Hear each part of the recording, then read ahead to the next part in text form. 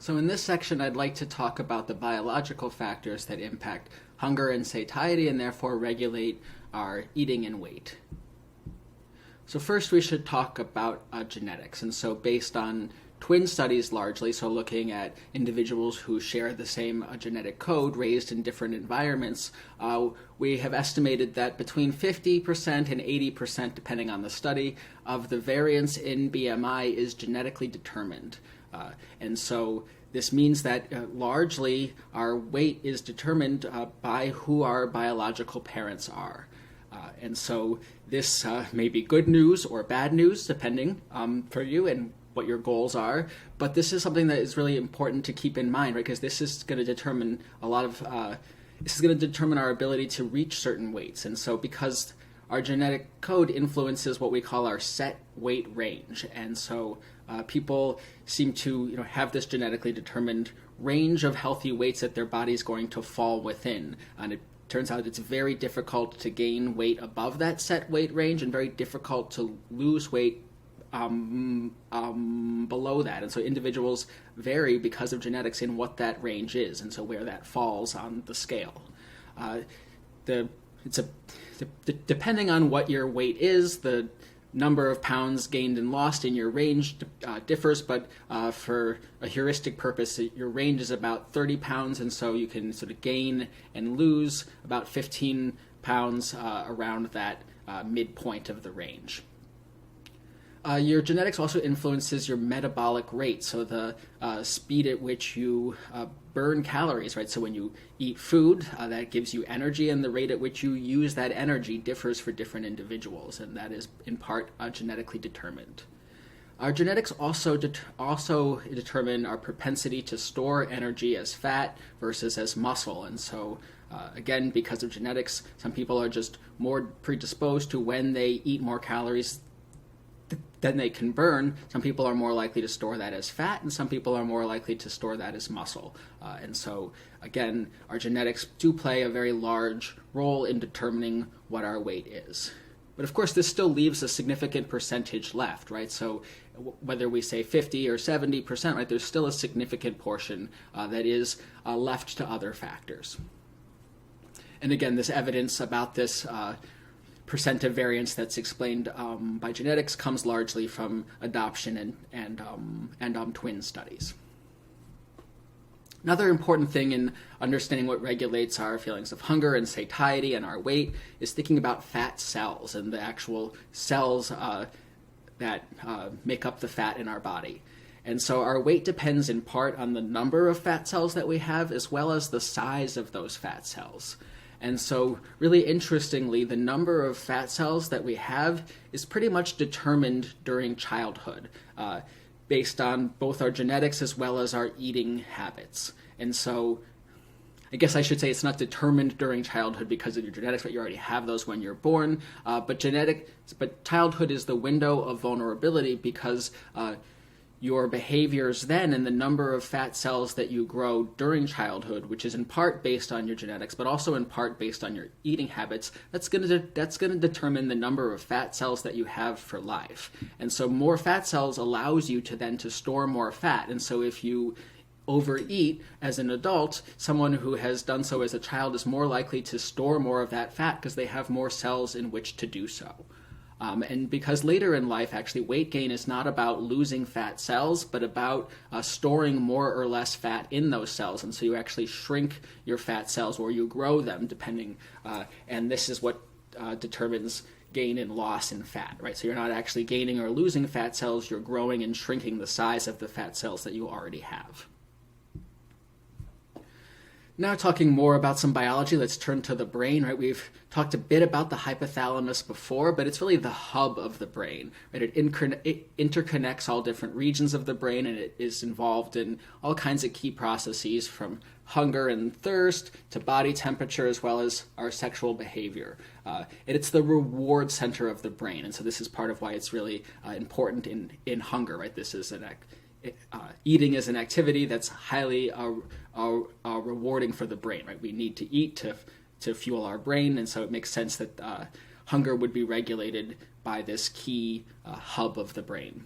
And so that's the part of it that we're going to be focused on today. Of course, the hypothalamus also has other functions. Again, it's the hub after all. But breaking down the hypothalamus a little bit more, there's a couple different areas I want to talk about, and a nearby area, the arcuate nucleus. And so we can think about the arcuate nucleus as this is the, I can never say that word well, so please forgive me, nucleus. Arcuate nucleus responds to circulating levels of energy-related hormones in the body. And we're going to talk more about what those are, but this is really that part of the hypothalamus or area of the hypothalamus that responds to the signals from the periphery of the body, from what's happening in your bloodstream. And then it's going to send signals to the ventromedial hypothalamus and the lateral hypothalamus. The first part of those words just refers to where in the brain that's located. But the ventromedial hypothalamus, this is what we call the satiety center. When you stimulate this area of the brain, it reduces your hunger, right? You feel full. You feel satiated, the satiety center of the brain. Whereas the lateral hypothalamus, this is the hunger center, right? When you stimulate this area of the brain, it increases hunger. So these are both receiving signals from the arcuate nucleus. Just to give a little more information about these areas of the hypothalamus, the ventromedial hypothalamus, right? So we said that this is the satiety center. When you stimulate it electrically in animals, right? So poor little mice and rats, you can put a little electrode in their brain and you can stimulate that area, and they don't eat even if they're food deprived, right? So even if they're technically starving, animals that have that area stimulated will not eat because they feel full.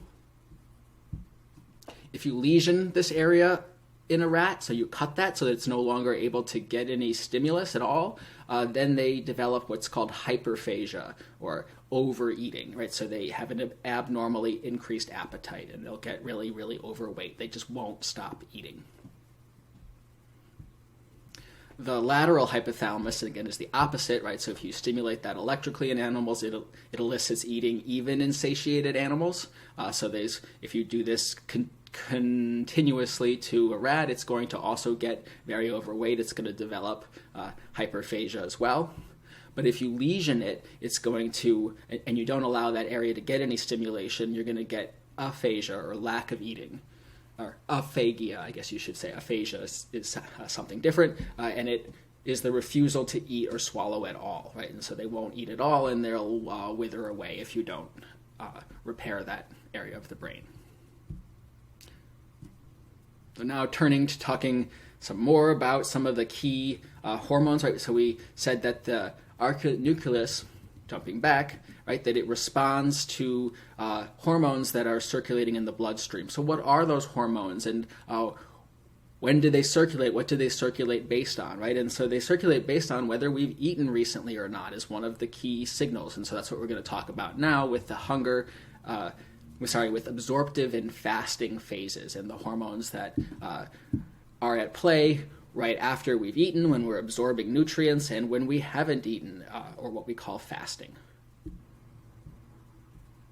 So during the absorptive phase, right, you've just eaten a big meal, let's say, right, so you should be getting full, right? That's what we would expect to happen. So how does the fact that you've just eaten make its way up to the brain, to the arcuate nucleus, to tell the rest of the hypothalamus that you're full and it's time to stop eating? Well, first, there are some signals that are sent directly from the stomach itself based on the fact that it's full and stretched, and that sends some direct signals up to the brain to, again, let you know that you're full. We also, once we've just eaten, we have a large increase in blood glucose, particularly if we've eaten very sugary foods, but also other types of foods are broken down into that, so we'll have an increase in that. And in response, and even potentially in anticipation to this increase in blood glucose, so if you know you're about to eat, or you usually eat at a certain time, or if you've just eaten a large meal, you'll have an insulin release. And insulin, its goal is to help to store away any extra blood glucose that you don't need into long-term storage so you can use that energy later. But insulin also communicates with the hypothalamus and the arcuate nucleus to, again, tell you that you're full. It's one of the hormones that communicates with the brain to send that signal there. We also, if we've eaten particularly fatty foods, we also have an increase in lipids. And increase in lipids in the bloodstream leads to the release of leptin, another key hormone that also sends a signal to the hypothalamus that you're full, right? That you've just eaten, you have high levels of fats in the bloodstream, we don't need any more, we're full, we're going to store this away now. And leptin also plays a role in helping to store that for later use. If you haven't eaten in a long time and you're in the fasting phase, as we call it, you have an empty stomach, and this can also send some signals directly to the brain. It's our stomach grumbles. We can interpret that as well psychologically, so this can send a signal as well. And that empty stomach itself also releases a hormone called ghrelin, or what we often call the hunger hormone, and this communicates with the hypothalamus directly to say that we're hungry and we need to eat. And when we are hungry and we haven't eaten, right, it's in part because it's been a while, and so we're not going to have high levels of blood glucose or lipids in the body, right? The levels of those are going to be very low. That's definitionally what's happening when we're in that fasting phase. We haven't eaten in a while, so those levels are going to be low. So again, just to summarize, these are the key hormones here in these three boxes: insulin, leptin, and ghrelin. They communicate with the arcuate nucleus, which then communicates with the ventromedial and the ventrolateral hypothalamus to signal hunger and satiety. I want to talk a little bit more about blood glucose. Just a fun little comic here. Your blood sugar is high, but your salt, pepper, ketchup, mustard, and grated cheese levels are fine. I think grated cheese levels can never be too high. But blood glucose, right, I've just been using this term so far and sort of assuming that you know what it means. It's essentially the fancy way of saying our blood sugar levels, right? It's the amount of freely available glucose, one type of sugar, in the bloodstream. And this is a key energy source for the body and the brain. And in the 5 or 6 years since I've started teaching health psychology, our understanding of the energy use of the brain has actually changed pretty dramatically. So when I started teaching this, I always taught that the brain really only uses glucose. It's the primary source for the body, but it's the only source for the brain. Now we actually know that that's not true. The brain can also process ketone bodies, and I'll show you more about where those come from on the next slide. But if you've heard of the keto diet, this is what allows for the fact that even though you're not eating any sugars and things that are easily broken down into sugars, it's not like your brain stops working. But it does account for some people who start the keto diet for a while. They do have a bit of brain fog when they're not getting blood glucose levels as high because they're not eating sugary foods, and it takes their brain a while to adjust to operating on ketone bodies. It certainly can, but it's not what it prefers initially, and so this is why there can be some adjustment period when people start the keto diet. If you're not familiar, the keto diet just is a very low sugar diet, right? You're eating fats and proteins and avoiding sugars as much as possible. So blood glucose is a primary energy source still. We can certainly operate without it, but it's one of the key energy sources for the body. The levels of that are regulated without conscious awareness, so it's not like you can choose to regulate those in any way. They occur without conscious awareness. I'm not really sure why I'm making that point here, but it should go without saying. And again, so how does this work, right? So I want to map these blood glucose levels onto the absorptive phase and the fasting phase that we've just been talking about, and how our body regulates our levels of blood glucose. So certainly it goes up when we have just eaten, but let's say we're not able to eat for a while. Then what happens? So we'll look at that here. So when we're in this absorptive phase, right, we're eating all sorts of things, or we've just eaten a big meal. So let's say we've eaten some sugar and carbs, a bunch of sugar and carbs. We want to break that down into glucose, right? And that's the free-floating form of this energy in the bloodstream that's available for immediate use. But let's say we have eaten more sugar and carbs than maybe we should. Maybe I've eaten a whole box of Oreos. That's happened before. And so I'm not able to use all that right now. And so what do I do with that excess? My body will store it as as glycogen. So this is the long-term storage form of sugar, essentially. Right, so Sapolsky uses the metaphor in writing about this that we can think about a financial transaction, right? You don't store cash under the mattress. You don't just store everything away as pure raw sugar. You convert it into an investment property or some other thing that rich people do. I don't even know, an offshore account, right? And that's what glycogen is. It's this long-term, really safe storage of that resource. If we've eaten fats, maybe I've eaten a fatty meal, that gets broken down into free fatty acids. That's a form of energy that's available, again, for immediate use. But again, if I have more fat than I can use at a given time, then I'll store that away as triglycerides, and that's the long-term form of storage for fats. If I eat a lot of protein, that gets broken down into amino acids, and that's, again, that free form of energy. And if you aren't able to use all of that, then we store that away as protein. I don't know why in this case we named them both the same. Protein really just refers to a specific structure of a molecule, but so proteins, when we store them away as protein in the long term. In the fasting phase, right, so if we have not been able to eat in a while, we need to pull some energy out of long-term storage to use now. And so we basically reverse this process, right? And so we take that glycogen, those triglycerides, and that protein that we've stored away, and we break those down into glucose that we can use immediately. Into the triglycerides get broken down into free fatty acids again, but then interestingly, some get broken down into what we call ketone bodies, and these are a particular molecular structure, and the brain can use those as a source of energy, as well as the rest of the body. But this is something, this is that key source of energy that, again, if you're using the keto diet, that you're operating on, because you're not using glucose, which is usually a primary energy source. And then protein is also broken down into those amino acids, right? So we're just turning this process around and going from the long-term storage back to the form that is available for use. Can graph this a little bit to see how this might look over the course of a day. Let's say I wake up and I haven't eaten in a while, right? So my blood glucose levels are quite low. And so I eat my breakfast, as you should, to start your day, right? I eat my breakfast, and my blood sugar levels go up. My blood glucose is going up. And at some point, I've eaten, say, let's see, this is a pretty big breakfast, and so my body's like, I need to store some of this away, right? I've got a lot going on here. This is more than I can use. I'll store some away, and now I'm also using up some of what is in my bloodstream. And so we start to have lower levels of blood glucose as we use and store away the sugars that we've eaten.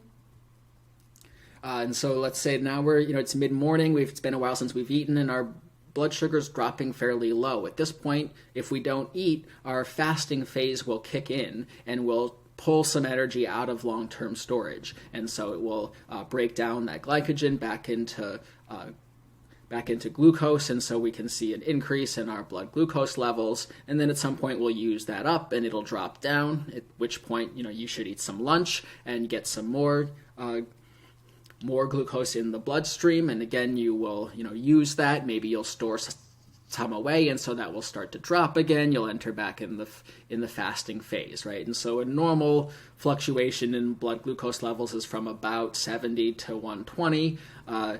In cases of a dysregulated cycle, when people are diabetic or pre-diabetic, or you really spike your blood sugar or really go a long time without eating, if you go outside that range, you can be hyperglycemic, having really, really high blood glucose levels, or hypoglycemic, really, really low blood glucose levels. But this is what an idealized average cycle could look like over the first part of a day, right? So again, in the absorptive phase, we have just eaten, we have a lot of energy available to use, there's lots of glucose in the system, and then we use that up and or store it away, so they drop, and then we need to mobilize more energy, and then we use that up, and then we are down here, then we need to eat, and we have more blood glucose, and so on and so forth, like that.